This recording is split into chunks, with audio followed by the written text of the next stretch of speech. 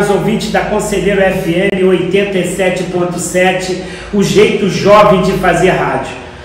Começando mandando um abraço e agradecendo o nosso amigo Valceli Coutinho, ambos dois líderes do 6º Distrito Conselheiro Paulino, que consegue dar vez e voz à população desse local que produz impostos, em sua maioria, para poder financiar a coisa pública, a máquina pública do nosso município.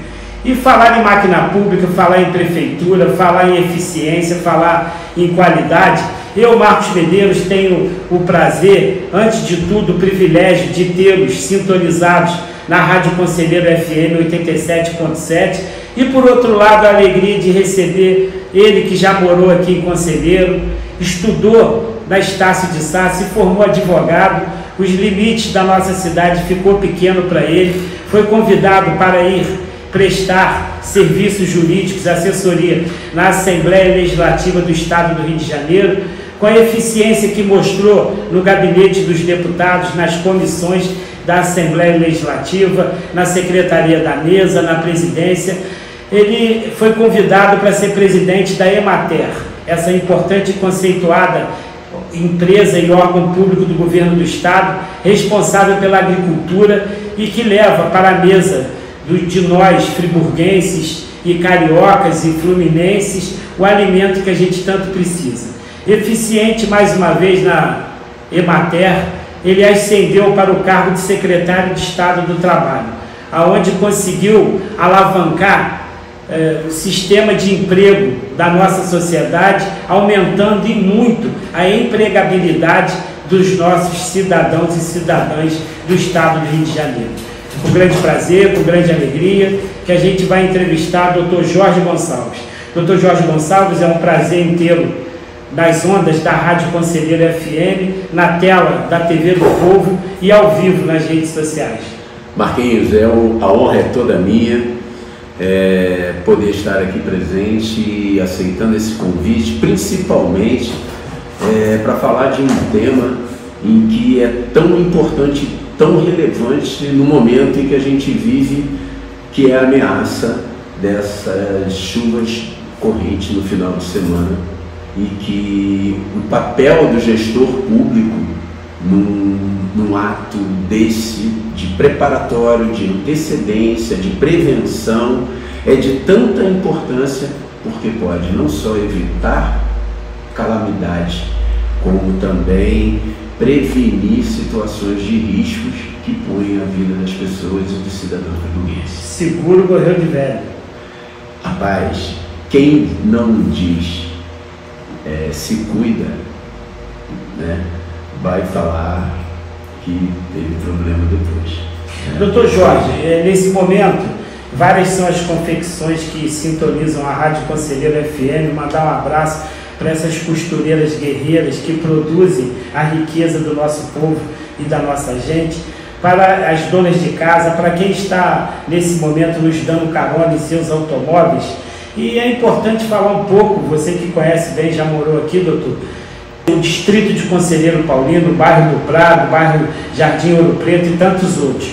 Como é que é estar de volta a esse lugar que já foi a sua casa e é inesquecível na sua vida? Primeiro eu gostaria de agradecer a todos os ouvintes que estão aí dispostos a escutar as mensagens que nós temos a passar, o conhecimento, né? Afinal de contas, é algo muito relevante a gente falar de prevenção, né?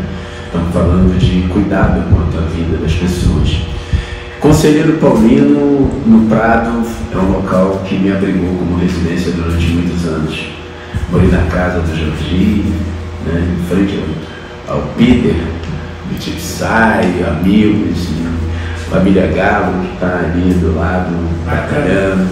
São pessoas, Arivan aqui do comércio, a gente tem uma passagem bem bacana de vida e foram momentos muito felizes de minha vida aqui. Falar também do Marquinhos, seu xará, lá do Alto do Floresta. Você é Marquinhos, gente boa. Marquinhos, gente boa.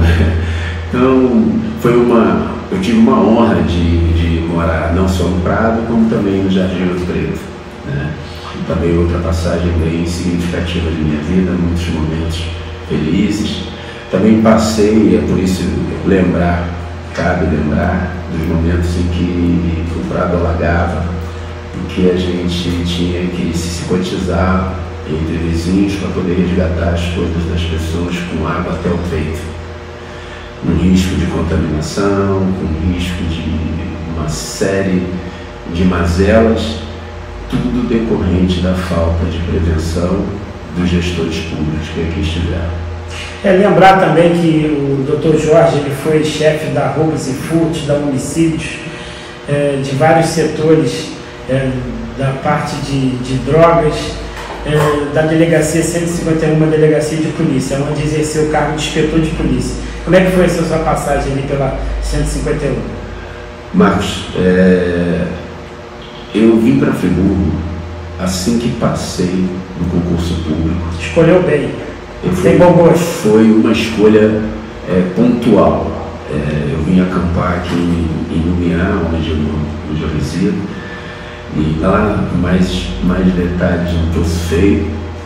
E de feio não tem nada. Nada. E fiquei encantado, fiquei apaixonado. E quando saiu a minha nomeação, em setembro de 1986, para o cargo então de detetive de polícia civil, eu, entre tantas opções que tinha, até de posições dentro da polícia de especializadas, eu disse que queria vir para Nova Friburgo. E vim para cá, montamos uma equipe de final de semana, todos universitários ou outros já até formados, e tínhamos a nossa vida, porque Nova Friburgo é encantadora, né? A cidade, ela tem um diferencial em todo o estado. Eu conheço todo o estado do Rio de Janeiro, rodei todo o estado do Rio de Janeiro, mas Nova Friburgo não se compara. As pessoas aqui, a formação, a educação, o carinho, é diferente. JG de Araújo Jorge, grande poeta, parado de um caminho para o céu, Nova Friburgo. Os trovadores de Nova Friburgo, que a gente não tem visto mais tantas trovas serem feitas, né?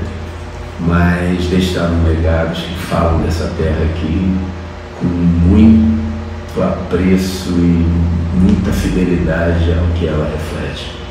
É muito bonito, Nova Friburgo é uma beleza encantadora. Por isso que a gente tem que tomar bastante cuidado para que o povo não sofra, né? Sem dúvida. Eu venho falar de calamidade com você. A 151, como é que foi lá? A 151 foi uma passagem na minha vida de tamanha relevância, e principalmente aqui em Nova Friburgo. Eu digo que quem passa por uma experiência de ser policial dentro de uma delegacia, ele ganha maturidade de 10 anos a mais que qualquer pessoa. Porque todas as mazelas que a população vê através de uma tela de televisão, pelo rádio, pela internet, você vê no teu dia a dia. Você vê ali, ao vivo e a cores. Você, ao mesmo tempo que está recebendo uma pessoa que é vítima, envolvida num acidente de trânsito, você vai receber uma pessoa que foi autor de um crime de repulsa bárbara. Então, o teu emocional vai de 0 a 100 infrações de segundo, e você tem que ter um controle, um equilíbrio, você tem que ter uma razoabilidade muito grande para que você não lide com aquilo de uma forma profissional e faça o papel que deve ser feito. Nova Friburgo, para mim, foi um marco muito grande. Eu aqui chefiei roubos e furtos, aqui eu chefiei o homicídio, aqui eu chefiei o SI, a Investigações Gerais. Tive a honra de trabalhar com pessoas que foram, assim, ícones na minha carreira policial. Dr. João Aguilera Campos, chefiei. Está lá de cima olhando para a gente. Grande cidadão, grande friburguense. Um homem de um coração imenso e de grandes feitos. Também tive a honra de trabalhar logo no início da minha carreira com o Dr. Expedito Cardoso, uma sumidade de conhecimento. Lembro-me ainda uma vez, eu recente na polícia, ele me fez 2 laudas todas em latim. Quando eu fui perguntar a ele se era para redigir daquela mesma forma, ele falou assim: isso é para responder ao promotor. Tamanha a capacidade intelectual e o conhecimento, e não só os dois, mas ao longo da minha vida aqui, várias pessoas, vários amigos foram feitos, vários colegas, várias amizades, colegas de luta, uma interligação muito grande com a Polícia Militar. Lembro quando, chefiando a furta, houve o assalto aqui no Banco do Itaú. Tivemos... Lá em Conquista? Não, na Avenida Alberto Brown. Alberto Brown. Itaú da Avenida Alberto Brown. E em menos de 24 horas a gente conseguiu prender todos os meliantes e recuperar todo o valor roubado. Mostrou que aqui não é lugar de meliante. Quando você consegue conter uma ação criminosa que vem de fora para atuar, você protege toda a cidade. Segurança, fazer segurança não consiste pura e simplesmente em algumas ações pontuais. Bandidagem fala assim: Friburgo a gente não vai porque se for lá a casa vai cair. A criminalidade interna que há é fácil de ser controlada porque está dentro dos níveis de controle da Polícia Militar, dentro do efetivo que nós temos. O grande problema de segurança é quando você recebe uma organização criminosa que acha a fragilidade dentro do seu bairro, dentro da sua cidade, e daí eles resolvem atuar. É como você vê que ocorrem aquelas ações contra caixa eletrônicos, de explosões, que vem quadrilhas organizadas de fora. E você que é advogado, foi aumentado a pena e transformado em crime hediondo esse tipo de ação. Exato. E esse tipo de operação ela se dá de fora. Isso não é local, né? É impossível. Eu estou recebendo aqui agora a ligação, deixa eu aprender, que é do deputado federal Luiz Carlos Gomes. O homem é requisitado. Boa tarde, deputado. Eu tomei a liberdade de atender aqui a sua ligação ao vivo na rádio. Aqui é assim. E aproveitando para deixá-lo aí a par da motivação da sua ligação ao vivo e para que todos ouçam. Como o senhor vai? Tudo bem, meu mestre? Tudo bem, Jorge. Tudo bem. Tudo bem, o nosso amigo radialista, com quem está aí conduzindo o programa, quem é? É o doutor Marcos Medeiros. Deputado, é um prazer em tê-lo. É um prazer em tê-lo aqui nas ondas da Rádio Conselheiro FM. E a gente já sabe da sua fama, que o senhor tem um carinho especial por Nova Friburgo e pelo Dr. Jorge. E também sou radialista, hein? Então, só falta convidá-lo para que o senhor, a próxima vez que o senhor participe, que seja aqui presencialmente. Ao vivo, vou ter o bom prazer de estar aí com vocês. O Jorge é um amigo, é um parceiro, o Jorge é uma pessoa séria, responsável, um bom gestor. Que bacana. Obrigado. Tem todo o nosso respeito. É uma pessoa que está na vida pública há muito tempo e sempre conduzindo a vida pública com seriedade e transparência, que é importante hoje em dia. Bacana. Muito obrigado. Eu quero deixar até um convite aí, Jorge. Nós iríamos fazer, pode convidar o nosso Dr. Marcos, né?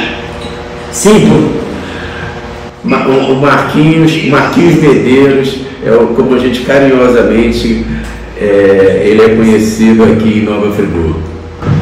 Que bom. Dia 6 de maio, nós vamos ter um evento importantíssimo para o Rio de Janeiro. Faço parte da Comissão Indústria, Comércio e Serviço, porque eu entendo que o nosso Estado tem 2 problemas sérios. O primeiro é segurança pública, que já é um problema crônico há muito tempo, e o outro é a nossa economia, que tem nos preocupado muito.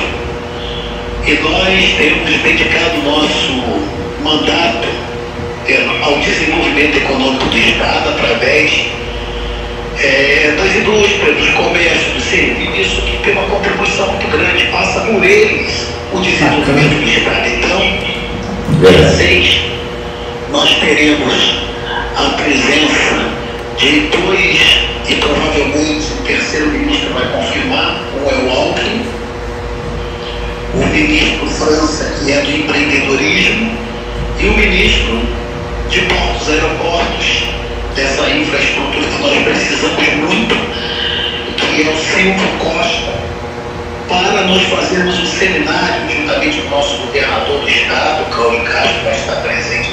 O convite vai chegar semana que vem, mas eu já estou me antecipando, e vários empresários, formadores de opinião do Rio de Janeiro. Eu quero convidar essa cidade tão maravilhosa aí, os empresários da cidade, que ajuda no desenvolvimento do nosso estado, que eu vou mandar alguns convites pelo nosso amigo Jorge, para chegar em mãos, para estar conosco também nesse dia, que vai ser um dia muito produtivo, e nós vamos fazer um raio-x da realidade do nosso Rio de Janeiro, que nós, aonde precisamos atuar para mudar a história do nosso estado, que é tão maravilhoso, bonito, mas sofre muito no momento. Em que local?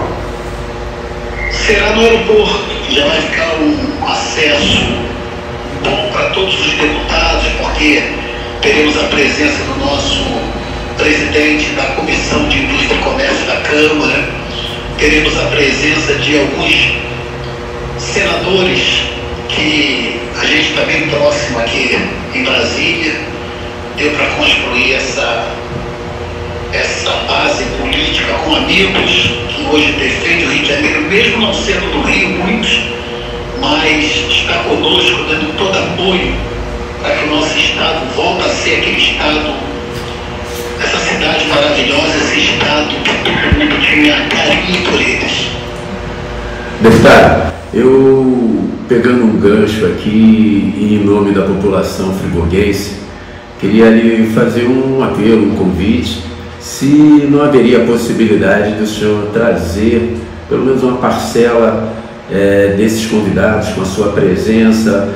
A sua presença já ocupa o dinamismo e a abrangência e o carinho que a população precisa para que o comércio, a indústria e serviços de Nova Friburgo seja ouvido em Brasília. Se o senhor tiver uma agenda e puder vir ao município e a gente marcar uma atuação para que os nossos empresários aqui, em sua totalidade, em sua representatividade, comparecessem e tivessem a oportunidade de trazer as suas demandas, seria de muita importância para o município.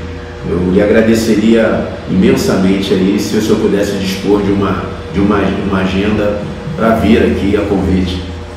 Então, já está agendado, pós-dia 6, já vamos agendar, Jorge, pode vir essa data aí que eu vou estar presente, eu fico aberto para a data que você marcar aí, e vamos sim fazer um evento grande, à altura dessa cidade tão maravilhosa, e que eu tenho um carinho imenso. Nova Friburgo, eu falei para o governador, todas as vezes que eu estive com ele, que essa cidade tem que ser uma cidade modelo para o Rio de Janeiro.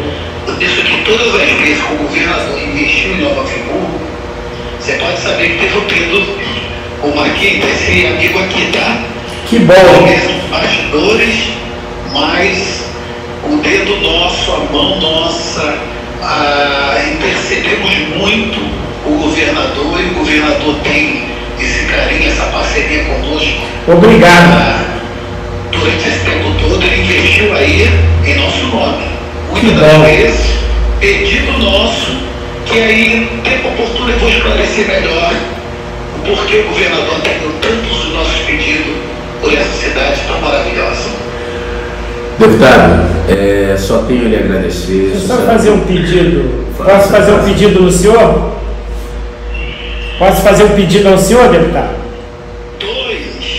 Deputado, a gente sabe que o senhor é um homem cristão, que o senhor professa a fé e está previsto para a nossa região, para todo o estado, mas mais especificamente para Nova Friburgo, e esse foi um dos motivos que o Dr. Jorge é convidado aqui para explicitar sobre a questão das chuvas torrenciais que poderão cair, estão previstas em nossa cidade, que o senhor, através da sua fé, através da sua forma de falar com Deus, pudesse fazer uma breve oração para a cidade de Nova Friburgo, nesse momento onde o povo todo está assustado, porque aqui nós perdemos, falam em quase 1000 pessoas, mas eu acompanhei de perto, foram muito mais, que o senhor pudesse se utilizar do conhecimento que o senhor tem da Bíblia e da fé que o senhor professa no Jesus Cristo e em Deus, e pudesse deixar uma oração para essas costureiras que nos ouvem nesse momento, haja vista que estamos no distrito que mais sofreu na tragédia de 2011. Vou fazer sim a oração, tenho um prazer imenso. Essa fé em Deus já carrega 40 anos, desde o meu encontro com Jesus Cristo. Isso daí a gente não abre mão disso não, isso é sagrado na nossa vida. Independente de vida pública, independente de qualquer situação, a fé tem que estar acima de tudo, porque só Deus para nos guardar hoje em dia de situações que ocorrem e que precisamos da mão dele. Vou fazer a oração, posso fazer? Sim, por favor. Meu Deus, no nome do Senhor Jesus, coloca as tuas mãos sobre esta cidade, meu Deus. O Senhor conhece tudo e todas as coisas. Livra essa cidade de todo risco, de toda tragédia, de tudo aquilo de ruim que possa acontecer. Espalhe os teus anjos em cada beco, em cada bairro dessa cidade para livrar.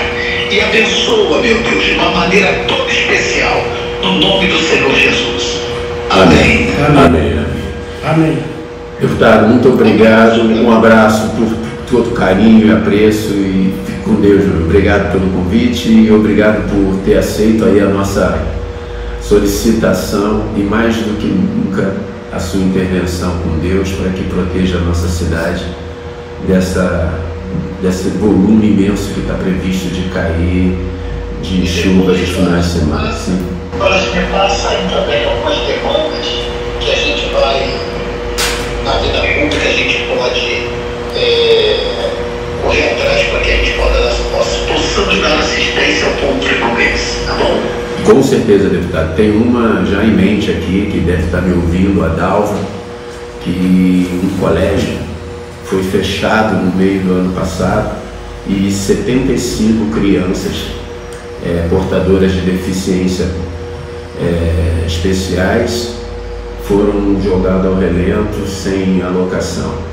Trataram todas como se fosse autismo, esquecendo de que muitas não eram só essas as suas complicações, as suas patologias, as suas deficiências, e estão hoje criando uma dificuldade muito grande para as famílias.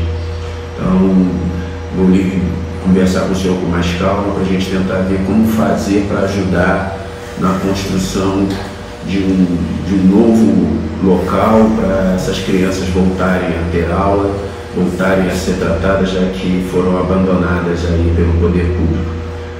Vamos conversar e eu quero visitar, tá bom? Esse local. Muito obrigado, deputado. Fique com Deus, um abraço. Com a gente aqui é assim, ao vivo.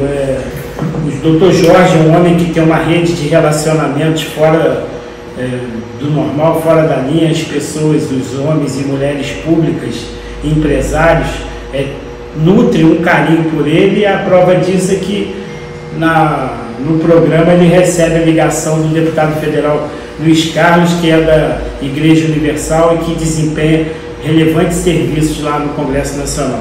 Dr. Jorge, pois não, Denise do loteamento Três Irmãos fala que está ligadinha no programa, manda um abraço para o Marquinho e ao Dr. Jorge, e fala que as casas da tragédia de 2011 estão abandonadas e hoje, com essa questão das chuvas, trazem preocupações. A Rosimere do loteamento Floresta manda um abraço para o Marquinho Nedeiro e para o Dr. Jorge, e também reitera a preocupação com relação à previsão dessas chuvas torrenciais que a gente espera a Deus, e a gente fez uma profética oração e com certeza os ventos levarão essas... espalhar as chuvas, né? Isso, lá para o meio do mar, isso não vai acontecer. Mas se assim não acontecer, como é que o doutor vê essas duas questões aqui? Ô Marcos, antes de falar sobre essas duas questões, eu gostaria de mandar um abraço para a Rosinelli, lá do Floresta, e para a Denise, lá do Três Irmãos. E agradecer aí pela participação e por estar aqui cooperando com essas demandas e essas perguntas que muito me engrandece e ao mesmo tempo me entristece. Eu tenho um artigo publicado, Marcos, na Escola Nacional de Administração Pública em Brasília, exatamente sobre a questão de como se falar em gestão pública em momentos de crise. Isso foi publicado em 2014, está aí para quem quiser acessar o artigo acadêmico. É um estudo de caso aprofundado. Para fazer uma breve colocação, ele é uma espécie de dissertação mais moderna que existe, porque ela é interativa. Isso é utilizado muito em Harvard, no MIT, em escolas de grande relevância no mundo todo, pelo meio acadêmico. E então lá eu abordei, após a tragédia de 2011, quando participei tanto na Alerj como em consultoria a gestores nesse período de calamidade, fiz um artigo abordando exatamente as questões de dificuldades que um gestor público vai enfrentar antes, durante e depois. Vindo para cá, eu tomei vista de como a administração pública municipal tem sido negligente.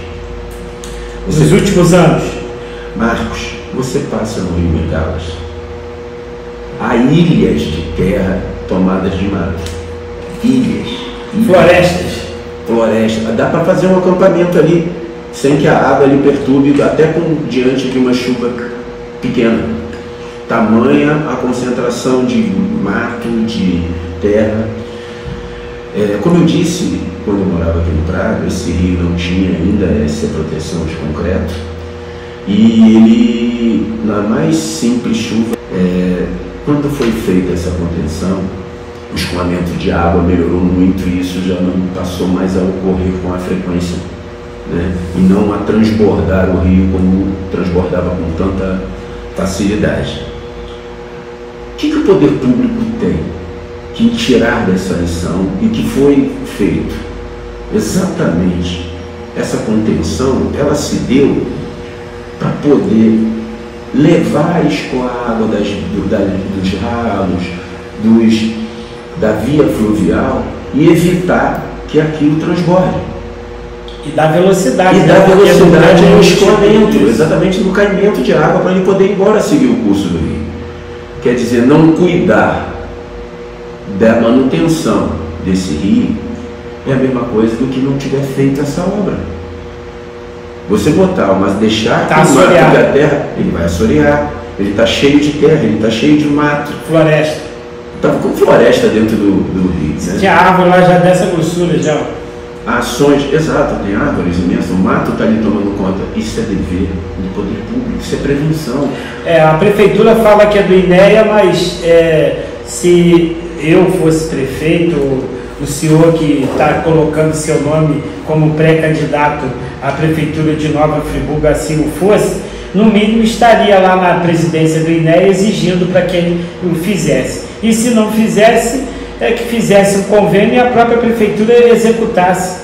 Marcos, prevenção. O que acontece? Quem não fala cuidado, fala coitado.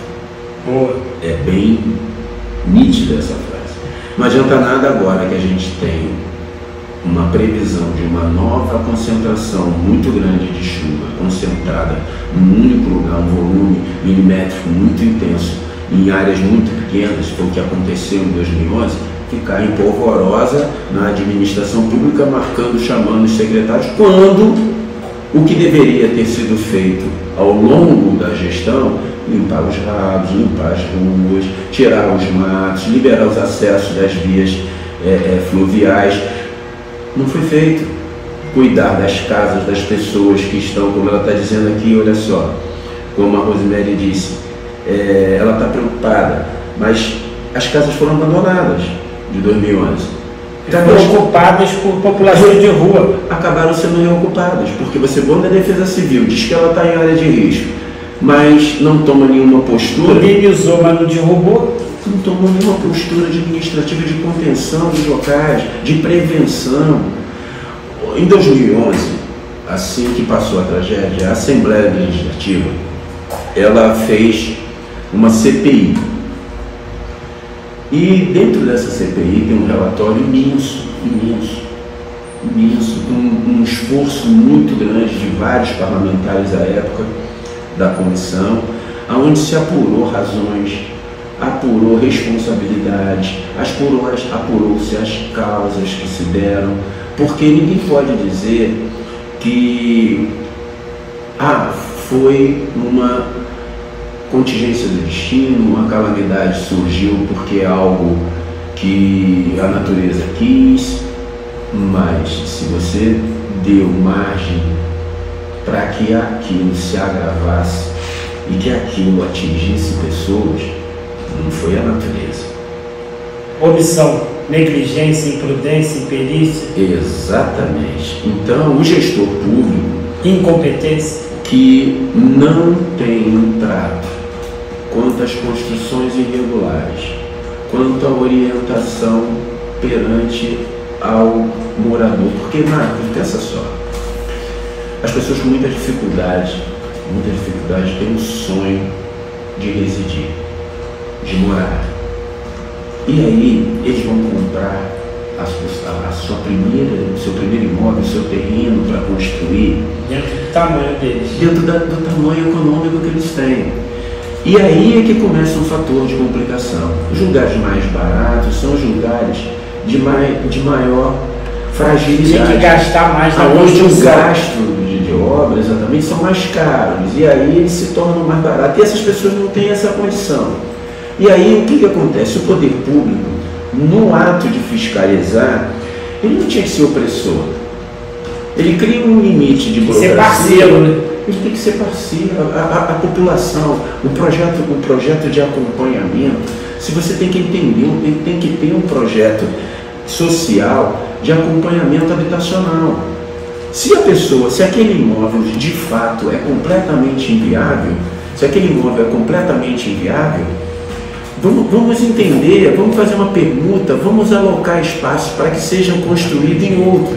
Se não, dá o subsídio, dá o apoio que eles precisam de um engenheiro. Quantas obras foram feitas dentro do nosso município sem um trato de um engenheiro, sem uma avaliação de um engenheiro? O poder público poderia contratar engenheiros e deixar à disposição para ajudar nesses projetos habitacionais, nessas casas, em vez de ir lá só notificar, querer derrubar, querer tirar, entendeu? Porque foram negligentes logo no início da construção. Elas deveriam ser parceiras, elas deveriam estar ali para facilitar que as pessoas se habitem em locais sem risco. Por outro lado, depois que tudo é feito, depois que tudo foi feito e que a casa foi construída numa situação de risco, eles ficam omissos. São omissos. As pessoas estão ali expostas a uma situação de morrer ela, a família, aguardando o momento em que aquela bomba possa explodir, e o poder público nada faz. A gente nos remete desde 2011, quando várias foram as autoridades mundiais que fizeram essa preocupação, externaram, de que tem que haver um projeto futuro. Eu quero dividir com os nossos ouvintes e telespectadores que o Dr. Jorge é pré-candidato a prefeito. Está viabilizando o partido, está em época de negociação. Se Deus... Partido Novo, mano. Já está viabilizado. O Partido Novo está definido. O novo vem. O novo vem, e o novo vem para mudar, o novo vem para fazer a diferença. Então, nesse sentido, quando se fala projeto Friburgo, o que vem na sua cabeça? Marcos, vou tomar liberdade aqui e bater palmas para a organização do Partido Novo. Eu, quando tomei a decisão de que viria pré-candidato, eu rezei, pedi a Deus para que abrisse meus caminhos e me mostrasse os nortes a serem seguidos. As direções, porque a missão é grande. Na verdade, Marcos, eu tenho uma experiência de gestão pública de mais de 40 anos. Entrei para a União em 82, para o Estado em 86, e de lá nunca mais deixei de ser gestor e de trabalhar com a gestão pública. Com secretários de municípios, secretários de desenvolvimento econômico, secretário de esporte no período das Olimpíadas, presidente da Emater, que você citou, chefe de gabinete no Ministério dos Direitos Humanos em Brasília, e secretário de Estado do Trabalho e Renda. Em todos os cargos que eu ocupei, sempre deixei um legado de trabalho muito exitoso e com um handicap bem acima da média em tudo que fiz. Aqui em Nova Friburgo sempre foi meu refúgio, sempre foi meu carinho, foi o início de minha vida. Me formei aqui pela Faculdade Estácio de Sá e foi isso que propiciou toda a minha formação acadêmica. Hoje eu sou mestre em Administração Pública, sou pós-graduado em Direito Empresarial, sou pós-graduado em Ciência Política, assessorei 16 anos na Assembleia, como você colocou. E quando eu decidi me lançar pré-candidato a Nova Friburgo, tinha um objetivo. Qual o objetivo? Fazer diferente, dar gestão ao município de Nova Friburgo. E eu vou te dizer que é uma falha que é cometida por uma razão explicável. Qual é essa razão? A tendência de quem começa uma carreira política é começar no legislativo. Só que o legislativo é uma vida política mais independente. Ele não lida com gestão. Ele não é preparado para ser gestor. Então ele é só pedra. Quando ele é oposição, ele é pedra. Ele taca pedra na vidraça do executivo. Mas ele não fala de projeto de mudança das vidraças. Ele não fala como resolver os problemas. Até porque ele, como legislativo, ele não é demandado a ele conhecer de gestão pública. Então, Marcos, é isso que é o fato motivador de tantas gestões pretéritas de pessoas que não conseguem dar o resultado que a população quer. Eles atingem o índice necessário para serem eleitos, mas quando sentam na cadeira são absorvidos pela quantidade de demandas que caem. E aí nem mesmo se tocam de que um dia passou rápido, a semana passou, o ano passou e os 4 anos se passaram e eles não conseguiram sequer fazer nada. Absurdo, pula para dentro do barco, vai chegando o problema, vai administrando, mas não tem nada de previsão futura, ou seja, são administrações que passaram, que vivem no improviso. Falta de capacidade em gestão.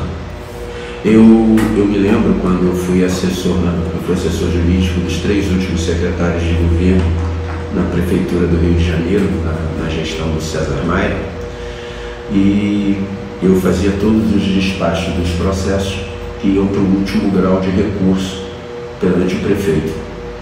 Assim que lá cheguei, eu era o único assessor jurídico, na minha mesa tinha 2 processos. Eu falei, isso aqui é uma maravilha. Quando no dia seguinte, o rapaz que trazia do administrativo me veio com um carrinho de mão com mais de 100. Eu fiquei igual um louco despachando aquilo, no dia seguinte mais outro carrinho com mais de 100, no outro dia outro carrinho com mais de 100, no outro dia outro carrinho com mais de 100. O que faz isso? A máquina ela é burocrática. E os prazos são essenciais. Como advogado, a principal preocupação que se deve ter é com os prazos. É inadmissível o advogado perder o prazo. Ele pode pôr a vida da pessoa a risco quando ele perde o prazo. E a administração pública é a mesma coisa. Você tem um modelo extremamente burocrático, onde um processo se inicia e ele faz todo um ciclo imenso em que a população, o cidadão que deu entrada naquele processo se vê cansado, frustrado por não ter uma resposta séria, e por outro lado aquilo envolve tantos funcionários ali que a máquina fica inchada. Não quero nem dizer... A justiça que tarda falha? A justiça que tarda não é justiça, né? Ela é intempestiva. Então, o que acontece?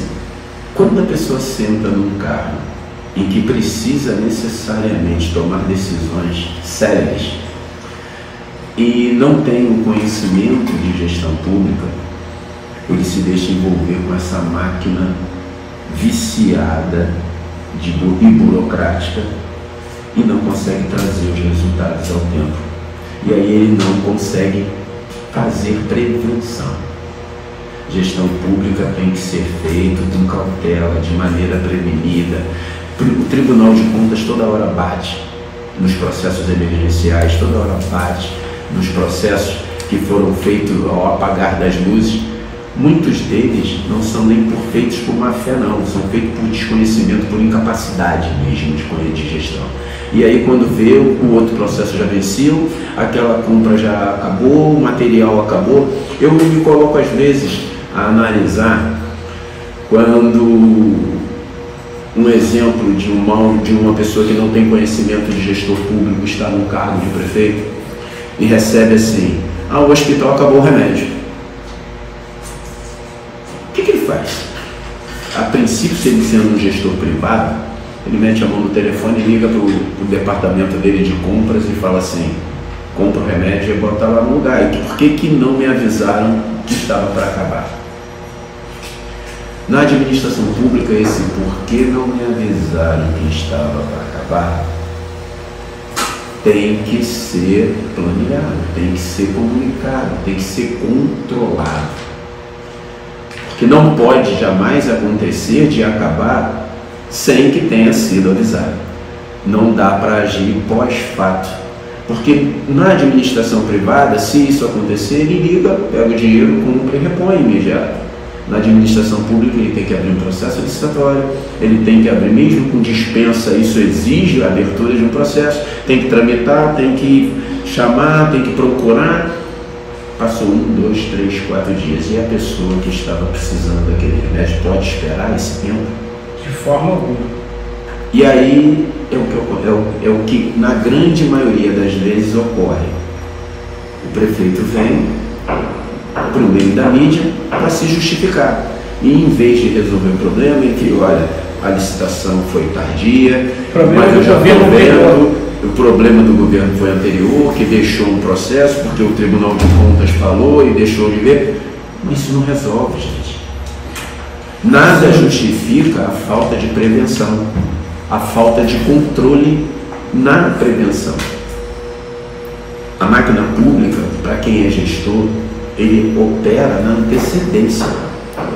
Ele não tem que operar depois do fato. Jamais ele deveria... A saúde acontece isso direto.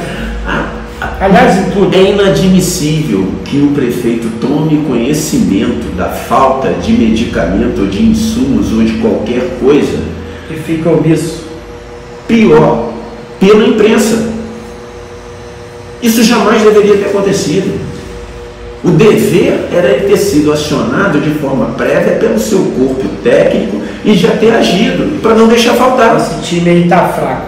Doutor, o Júlio, do bairro Três Irmãos, ele fala que tem morador que ganhou apartamento no Terra Nova e estão alugando as casas em área de risco. A Maria do Três Irmãos disse que tem muitas casas abandonadas e com risco de dengue. O Celso de Lumiar manda um abraço para o Dr. Jorge. Celso, um abração, meu amigo. Celcinho, lá do bar. É o cara? É o cara, é uma pessoa maravilhosa. Vovô é tricolor, Celso é o quê?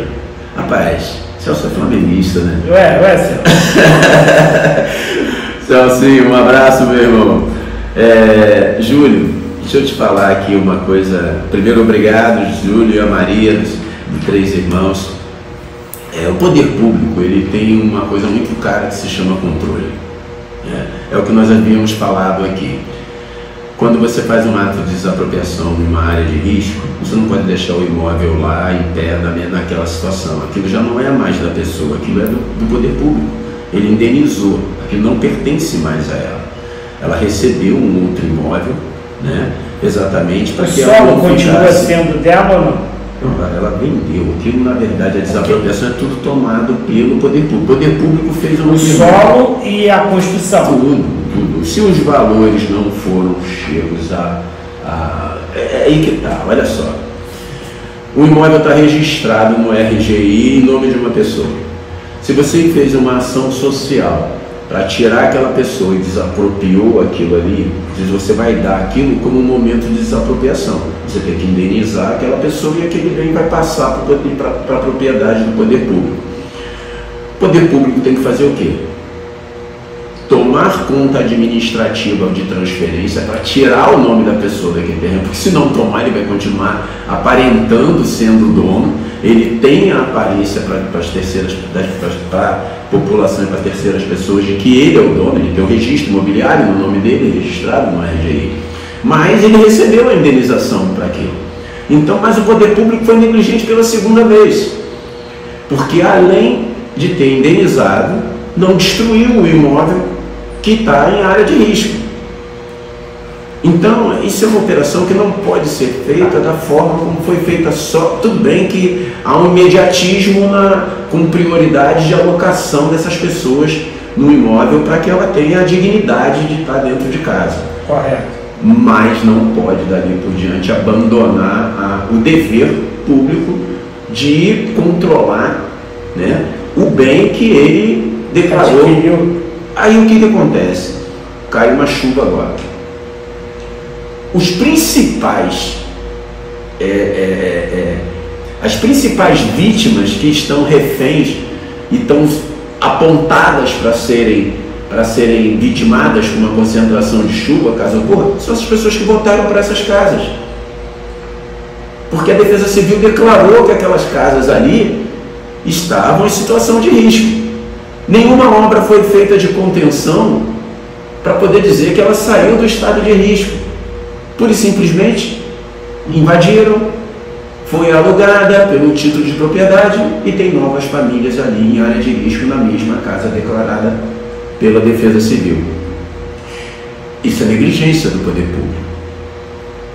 O poder público que não limpa as vias, o poder público que não limpa os ralos, que não limpa o canal, o poder público que é omisso no escoamento, na prevenção, que não deixa que permite que essas pessoas ocupem de novo as casas que já estavam declaradas pela Defesa Civil e que foram de lá retiradas as famílias. Ela é conivente com o que acontecer com essas pessoas. Sem dúvida. O que vai acontecer. O que pode acontecer. O que aconteceu e o que pode acontecer. O poder de polícia da administração pública, aonde entra nessa questão? Olha só. O poder de polícia, mais uma vez, não deveria ser exercido esse poder de polícia. Queria deixar claro para caros ouvintes e para quem nos assiste que existem dois poderes de polícia. O poder de polícia civil e militar e o poder de polícia de ação da administração pública municipal, estadual e federal. O doutor, como advogado, pudesse fazer essa diferenciação para ficar claro para nossos ouvintes e telespectadores. Eu vou separar o poder de polícia que as pessoas normalmente têm em mente, confundem, né, que é o poder da segurança, delegado que é revertido ao Estado, que é uma das manifestações do poder de polícia, que é exatamente cuidar da segurança pública, então a polícia civil, a polícia militar, né, quanto ao poder de polícia no controle dos demais atos, que também é poder de polícia, só que não precisa ser concentrado na ação de segurança pública. Por exemplo, a proteção do patrimônio público, a coerção na multa de fiscais e auditores, tudo isso é o exercício de poder de império sobre o privado, que o Estado, lato sensu, possui, né? Então, quando a gente fala em poder de polícia do município, a gente está falando exatamente nesse, que é o poder que ele tem de vigilância sanitária, que é o poder que ele tem de defesa civil.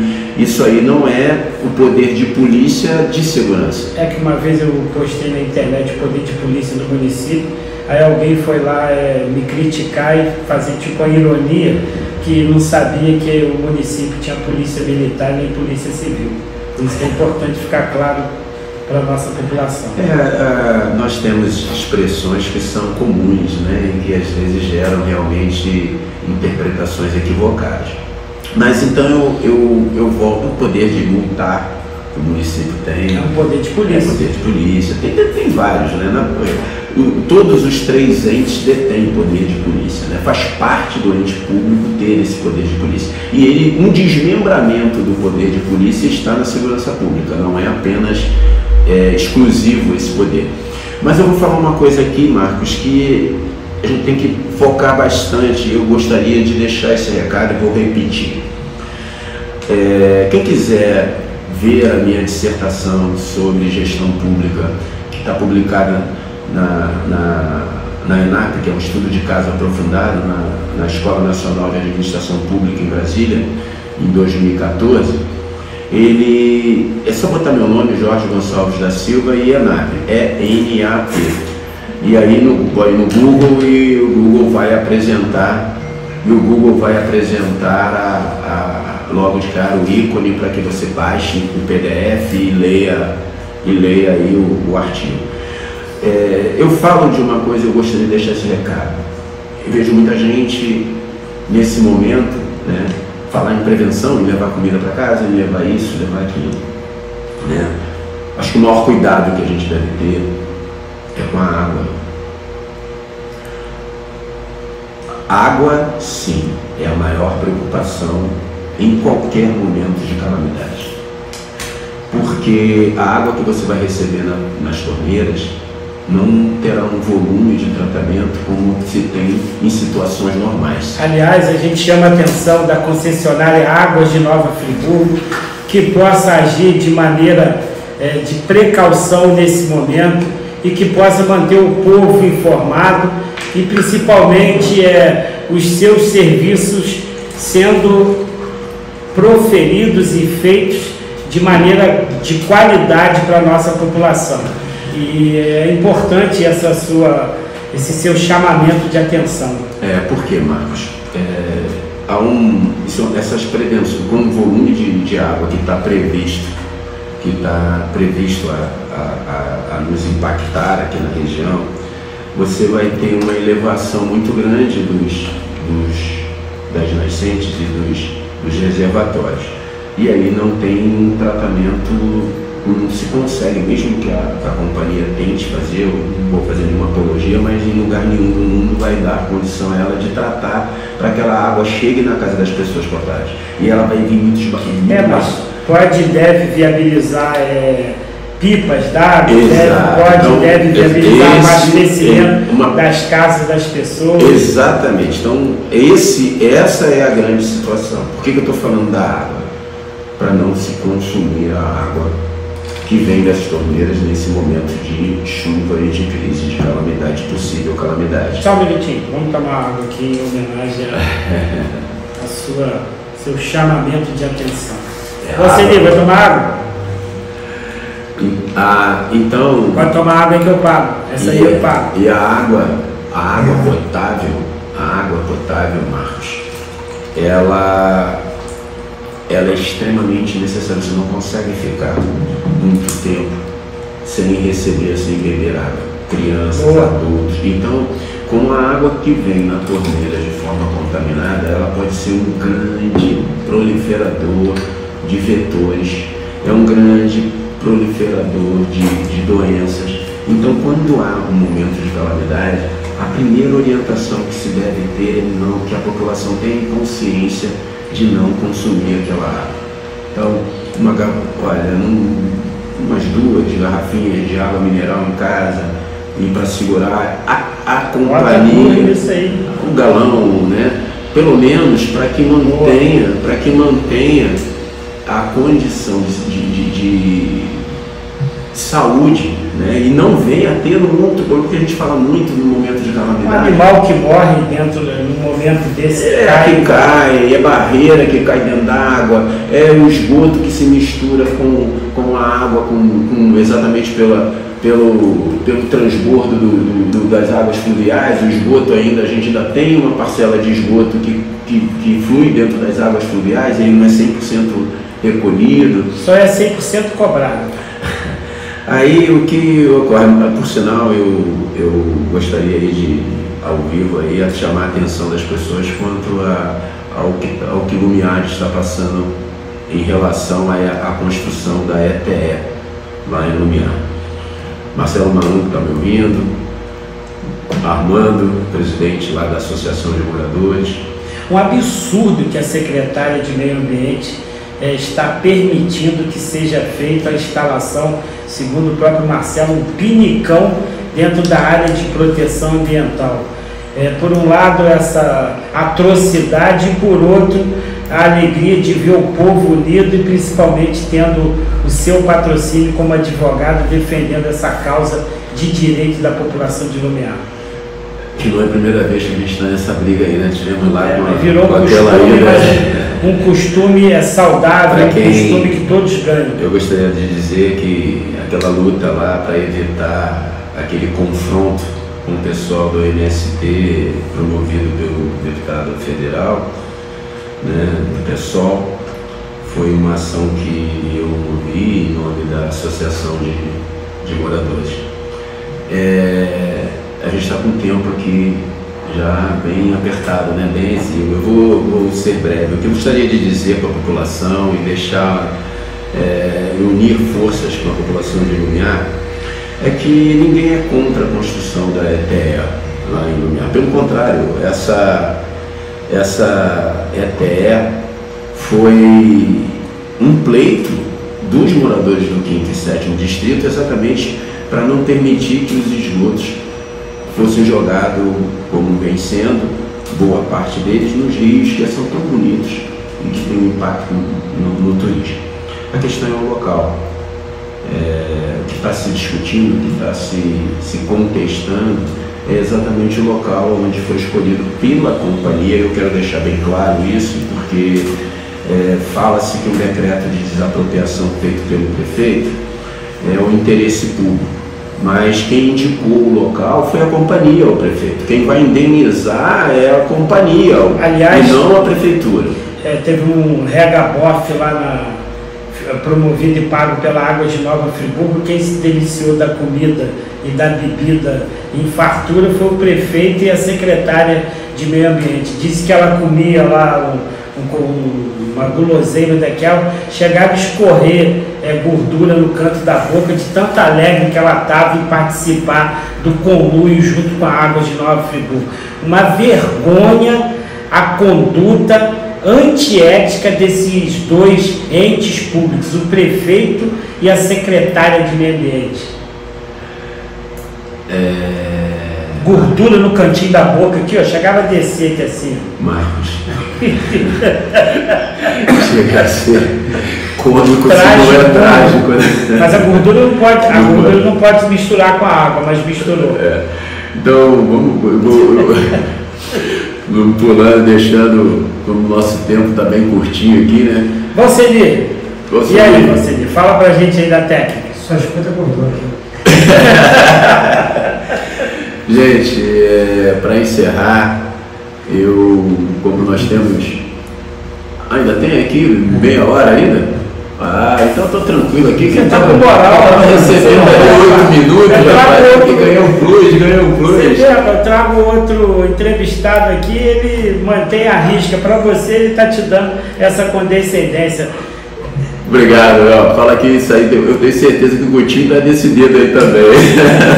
Tráfico de influência. Muito obrigado pelo carinho e apreço. Né? Então, deixa eu esticar aqui um pouquinho as minhas orientações quanto a essa, que eu acho extremamente importante que as pessoas sigam com relação à água, porque não sei como está funcionando as sirenes de alerta de calamidade, se elas estão... Projeto de minha autoria quando vereador. É um projeto muito eficaz, uma coisa, mas a gente precisa estar com ela, não sei como foi feito esse acompanhamento de lá para cá. Uma coisa é certa, não tivemos prevenção com relação a essas residências. Se não tenho dados estatísticos, mas se verificar, é bem provável que outras foram construídas também em locais de risco, sem que o poder público tenha atuado. E o que a gente está recebendo aqui de denúncias de que as casas que estavam interditadas já estão reocupadas por novas famílias, sem que o poder público tenha agido, isso gera além de uma irresponsabilidade, de uma negligência. Caso ocorra algo com essas pessoas, eu acho que o crime de responsabilidade deve ser até imputado ao gestor público. A improbidade? Marcos, o termo improbidade, né, com a lei nova, ele foi reduzido a sua extensão e alcance, né, porque se exige dano concreto. Fica uma discussão jurídica aqui um pouco complicada, mas tem que se provar o dano financeiro concreto que teve naquele ato. Mas o crime, sim, ele não se escapola. O crime de omissão, né? O crime por uma pessoa vir a falecer ou vir a ter uma lesão grave, essa, para mim, eu vejo que isso não pode ser atribuído pura e simplesmente a uma questão da natureza. Porque se aquilo foi avaliado, se aquilo foi dito que não poderia ser ocupado, se aquilo foi passado para a propriedade ou pela responsabilidade do poder público e ele permitiu que aquelas pessoas ocupem aquele local, essa negligência, caso ocorra alguma vítima, deve ser imputada de responsabilidade sim ao gestor, né? E aí vem na cadeia de gestão, deve seguir toda ela. É o que eu digo, foi o que eu falei a respeito do despreparo de quem não tem experiência em gestão pública e senta numa cadeira tão importante, que tem um longa-manos imenso, que tem tantas secretarias, com tanta diversidade de atuação, e você é envolvido com um volume de serviço. Não vou dizer nem que há uma má intenção, mas é uma incapacidade. E o modelo burocrático gera essa situação que é nefasta para a gente. E a gente está passando por isso. A gente tem vários gestores. Né? Quantos anos nós estamos vivenciando uma administração pública em que o município vem sofrendo ações e operações da Polícia Federal por corrupção, por desvio, por processo irregular, com denúncias do Ministério Público. Como é que pode, nos dias atuais, o homem e a mulher pública ainda tentar engambelar, entre aspas, a Polícia Federal, o Ministério Público, onde uma era de tecnologia, tudo fica rastreado, ainda ter a certeza que o Ministério Público é o otário, que a Polícia Federal é o otário, que a Polícia Civil e Militar é o otário, que o cidadão é o otário? Como é que pode a pessoa achar que ele é mais esperto que todo mundo? Você que tem as duas experiências, ou seja, trabalhou na polícia prendendo estelionatário e, por outro lado, trabalhou na administração pública vendo esse monte de homem e mulher exercendo o cargo, achando que é mais esperto que o povo e que os órgãos de fiscalização. Marcos, você usou uma expressão interessante, estelionatário. O maior estelionatário como é o crime do estelionatário? O estelionatário é aquele que é o crime do diabo. É o crime do cara que fala bem.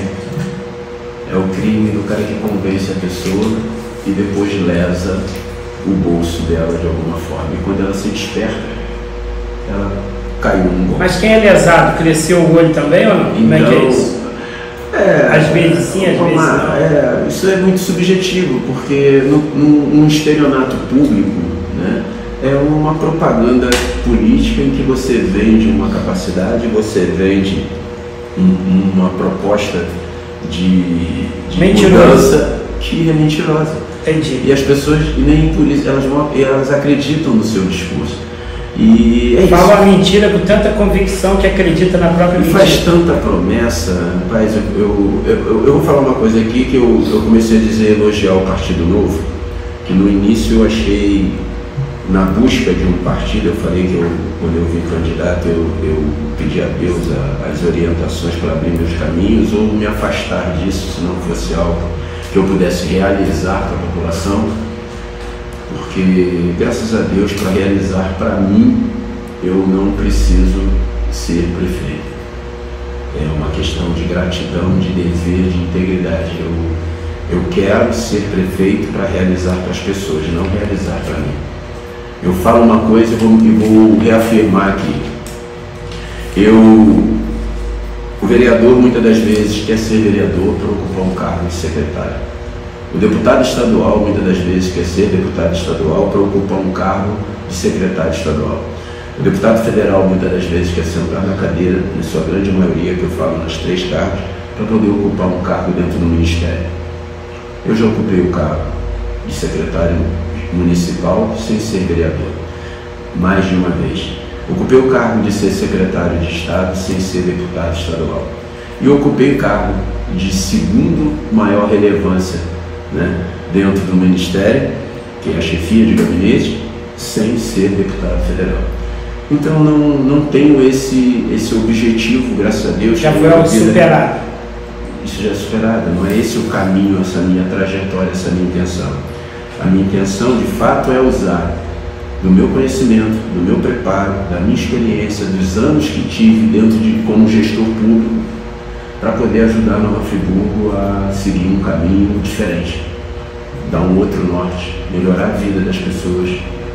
Quem me conhece, quem vive perto de mim, quem tem mais intimidade, sabe que eu estou falando não é da boca para fora, não é uma pré-campanha.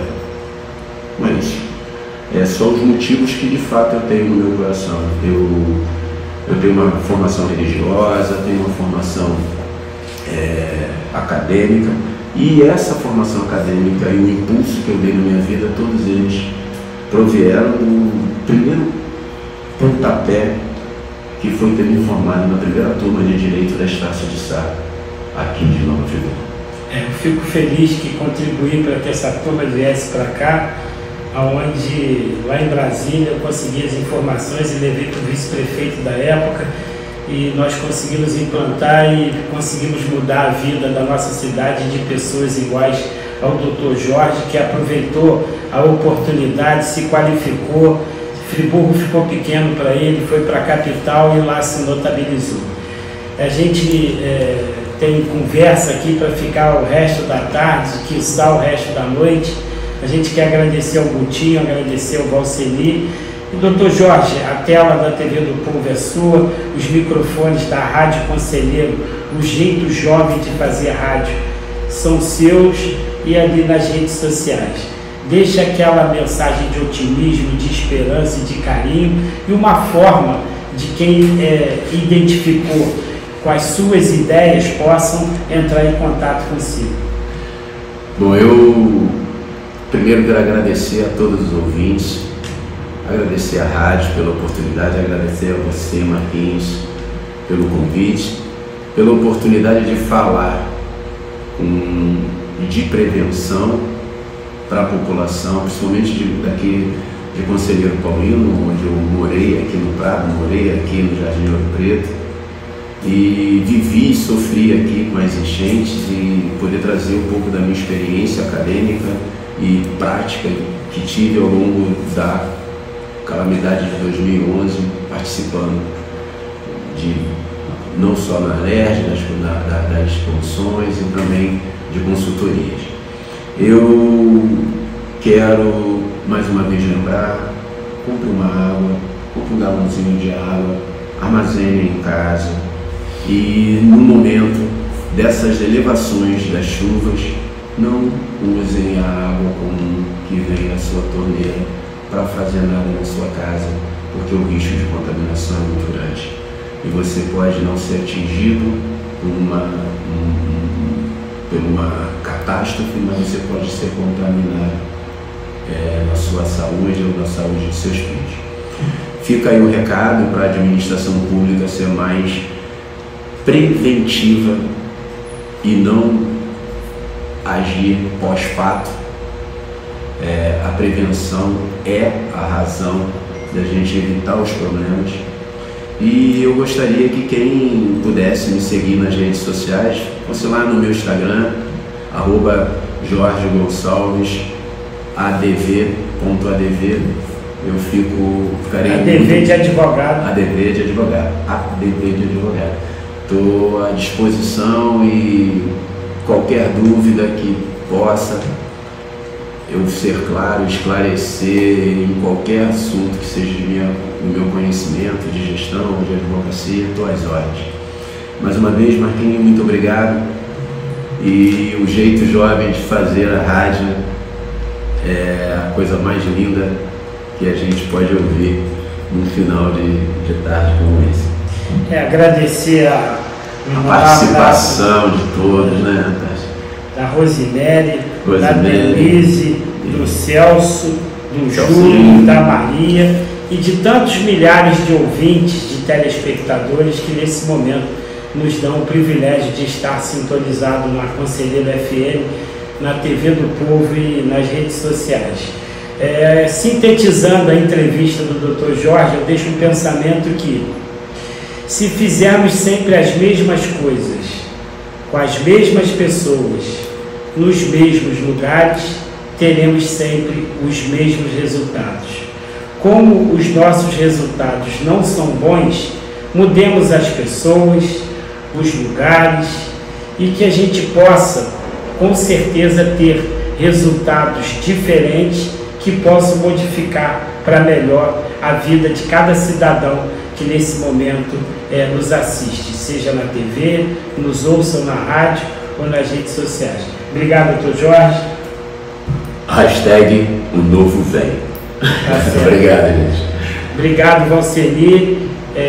Agradecendo a todos e todo mundo tomando bastante cuidado, bastante precaução. A palavra é essa nesse final de semana.